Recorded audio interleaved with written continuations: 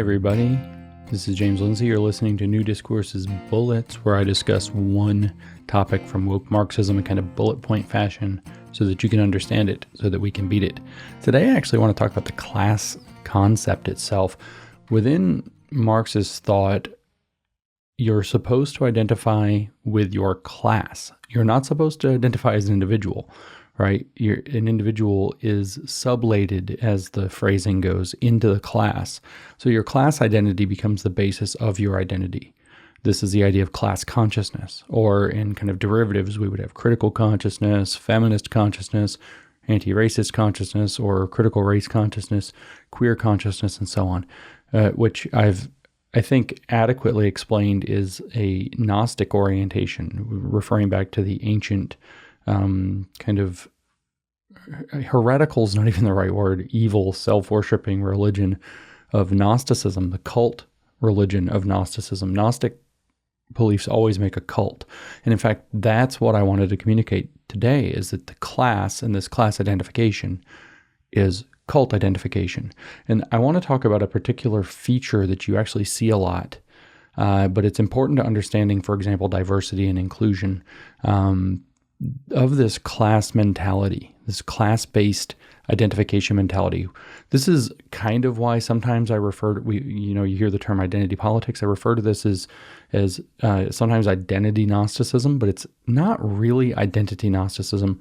The more general name for the broad phenomenon that we call woke, that stretches all the way back to Rousseau, through Kant, Hegel, and Marx, and all of these new derivatives in the identity politics, would be sociological Gnosticism, and the characters that are involved in it would be social Gnostics. So they're looking at a social class, and that is the embodiment of who people are meant to be, and the way that they identify with the class is so seamless that they believe that they are the awakened members of that class that are the only ones that know what it really means to be in that class, and thus they are the kind of Gnostic elect of that class, and thus commensurate with the true expression of that class. Now, that was all very abstract, but I'll give you some examples.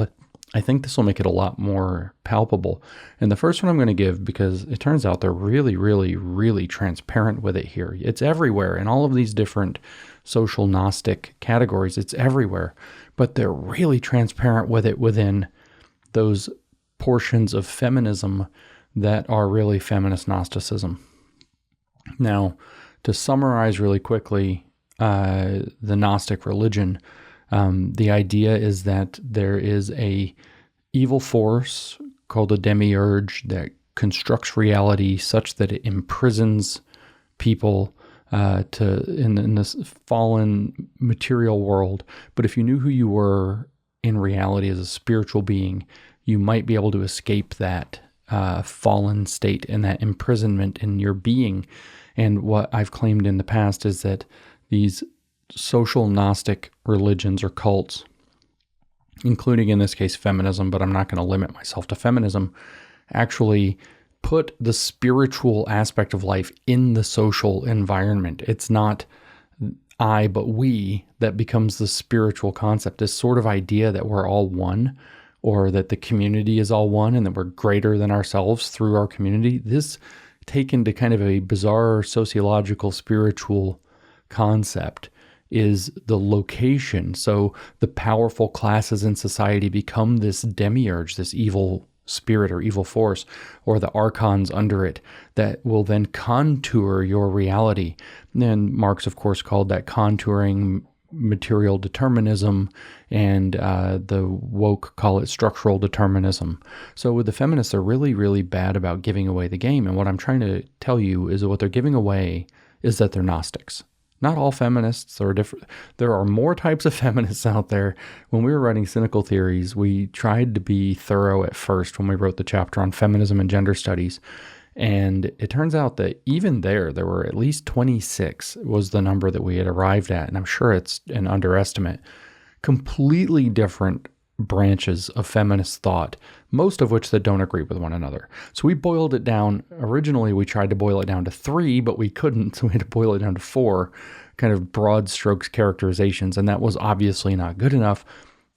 in other words, feminism's complicated, but the parts of feminism that are genuinely a Gnostic cult give themselves away this way. And this is something I've experienced a lot and recently.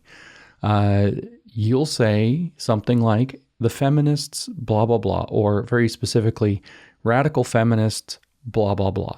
And for example, radical feminists created the theoretical concepts and the idea of gender as a social construction to be evaluated through critique, in other words, critical constructivism, that over time evolved into queer theory and has led literally to the trans phenomenon and men adopting female trans identity and demanding access to women's bathrooms and other private spaces and sports and everything else.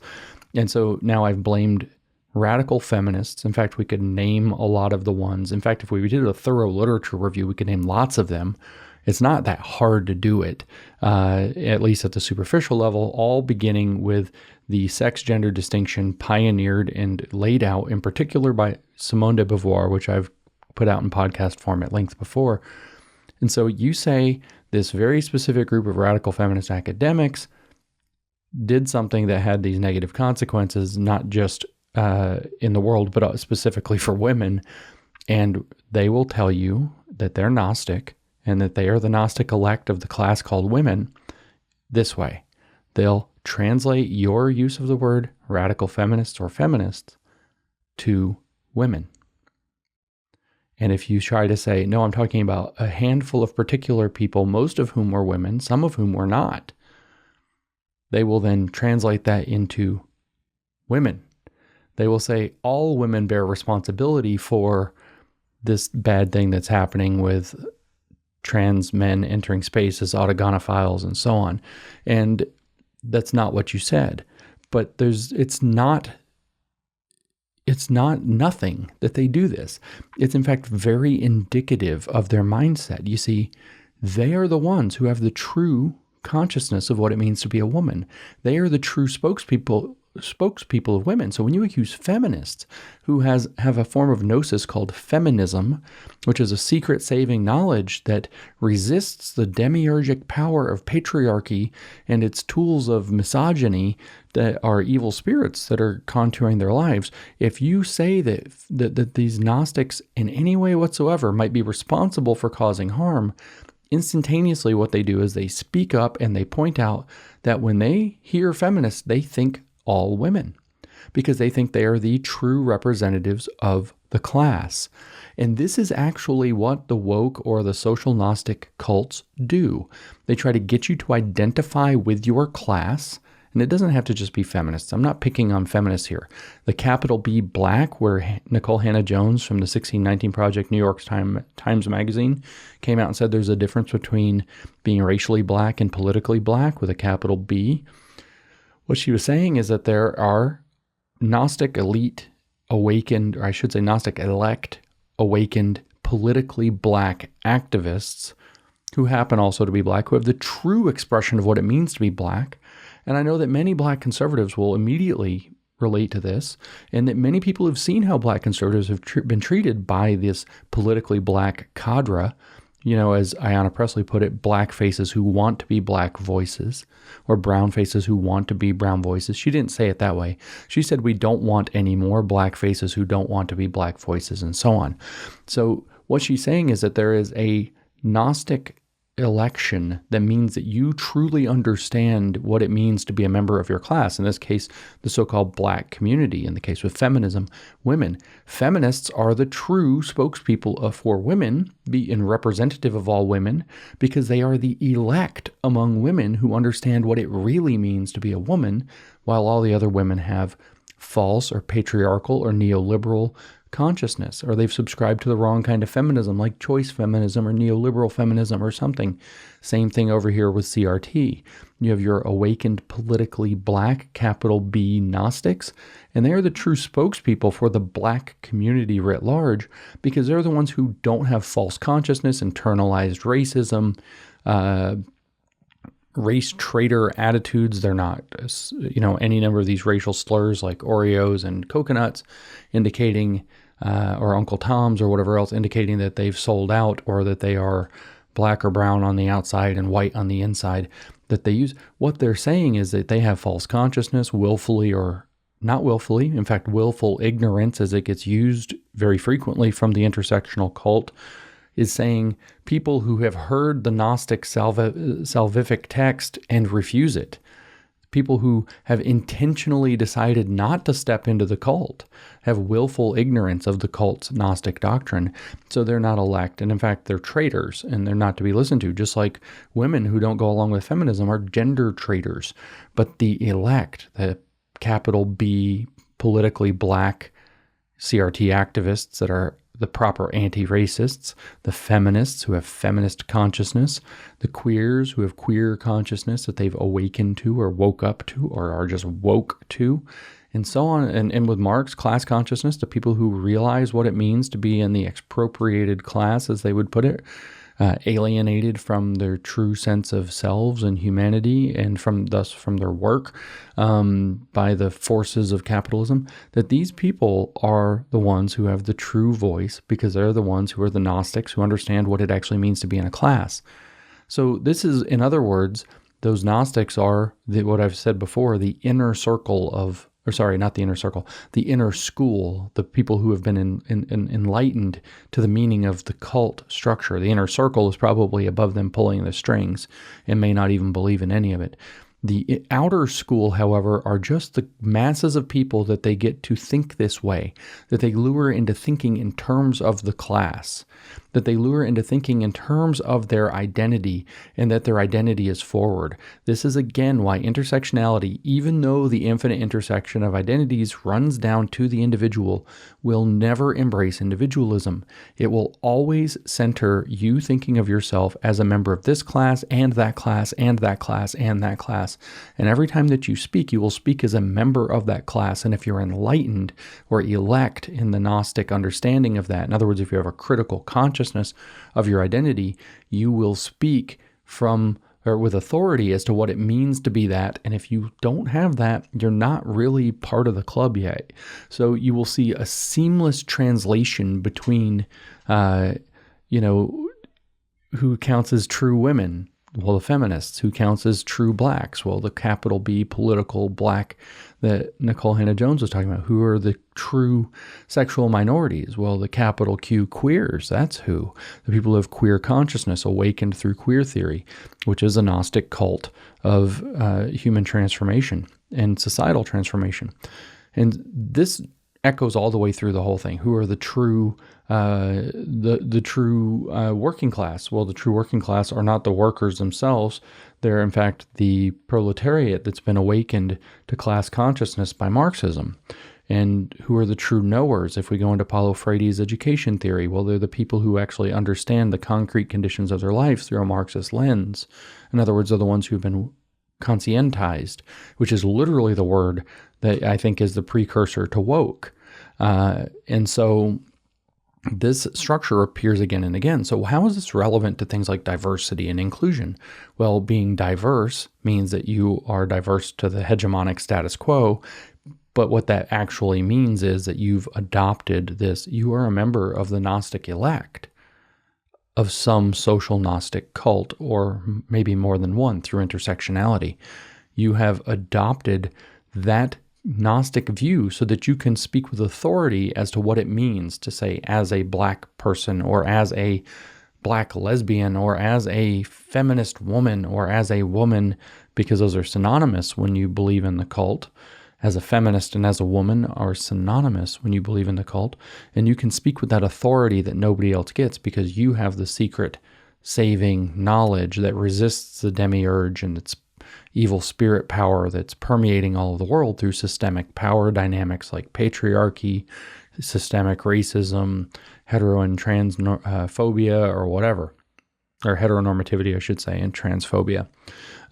You get the idea. So diversity means Gnostic elect within the social Gnostic religion in one dimension or more, at least one though. In other words, having at least a two-dimensional consciousness, not one-dimensional man. Like Herbert Marcuse said, everybody is until they awaken to this cult consciousness of critical consciousness, which is what he specifically names in the book as granting the second dimension of thought. That's why they're better than you, at least in their own minds. That's why they get to have authority. That's why they get to speak for all women, and women who disagree don't get to speak for any women. And when I say women, it could be whichever class you want. Workers, women, black, sexual minority, other racial minority, disabled, it doesn't matter. The Gnostic elect are the only representatives.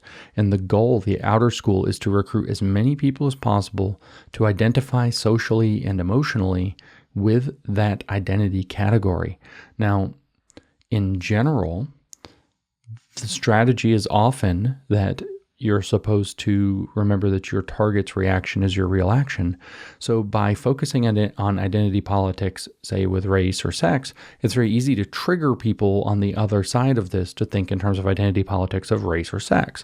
You can push CRT until people start pushing white identity politics as a thought of answer. It's not an answer. In fact, it's the trap CRT's setting you up for, because it's just more identification into what it means to really be a race. You actually are bringing into reality, or reifying, as the phrasing goes from the older Marxist literature, the social structures, the mystical, esoteric social structures that they claim permeate all of reality and define it. So you're actually making their nonsense come true by taking the bait. You know, the manosphere and men's rights activists as an answer to feminism. I mean, it's easy to be sympathetic to these things, but you must resist taking the bait. You must resist going into any of this identity politics as an answer to identity politics. Now, I've digressed a lot. The point was really, so I'll just remind you of that and close up shop for the day. But the point was to point out to you that this isn't a mistake. When you try to criticize an aspect of the woke cult, they will hide behind the entire class that they believe that they speak for. So if you criticize feminism, you're attacking women, which is bullshit. If you attack trans activists or drag queens, you attack LGBTQ plus IA 9420 something. You attack the whole cobbled together acronym class, which is bullshit.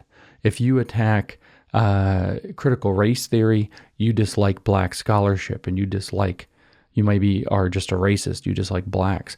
This is literally how they operate. They think that their Gnosticism is the true understanding of what it means to be whatever they happen to be, their social Gnostic belief in whichever domain, race, sex, sexuality, so on. And they can therefore seamlessly translate back and forth between the specific, the radical, the activists, which is the Mott of a Mott and Bailey, and the broader class that they've identified with, that they claim to advocate for, but they're actually grifting off of and hiding behind like human shields. And that would be the Bailey of this Mott and Bailey game. So you attack feminists, or even specific feminists, and you're attacking women. You attack a gay activist who's doing queer theory, and you're attacking gay people. And that's the Mott, the highly, sorry, I had it backwards. The Mott is the broader class. That's the thing. Nobody would want to attack women or gay people. That'd be prejudiced. However, what's going on is what they want to do is they want to be the activists in the Bailey. They want to be the activists who are going to go out and do their activism behind the shield of the class they identify with. It's very important to be able to pick this apart and understand what's going on, and in fact, to expose and name the dynamics so that it doesn't roll you. You're not attacking women, you're attacking specific concepts in radical feminism that don't define women. You have to demystify that circumstance for people so that they'll understand that the problem is specific ideas within radical feminism, or maybe even radical feminists, of specific behaviors at certain times, not women as a class. And those feminists were not representative of women as a class. Same thing. In fact, they're usurpers of that class in order to drive their radical politics. Same thing within the queer activism, hiding behind the LGBT QI, whatever acronym, but specifically behind lesbians, gays, and bisexuals. They're hiding behind those people, and you have to be able to call that out. They are not the actual concrete representatives of that class. They are a fringe splinter hiding behind it and using them as human shields, kind of like Hamas does. It's the same exact strategy, same exact mentality. And it is something that with patience, you can lead people into discernment about. You can break that mystification for them. You can expose to them that what you have is people who think that they get to be the unique representatives of a class because their entire mindset is in the collectivist class orientation. That you have no meaning outside of your collectivist class orientation, which you can then be enlightened within and thus save humanity from itself and from the evil spirit demiurge powers, patriarchy, systemic racism, and so on, by becoming a social Gnostic. And so when they do this, what they're telling you, without even knowing it themselves, if these feminists are anything to go by that I've been arguing with recently, what they're telling you is that they're Gnostics and that they think they are the true representatives of the class that they've adopted as their core identity. It's not that hard to understand.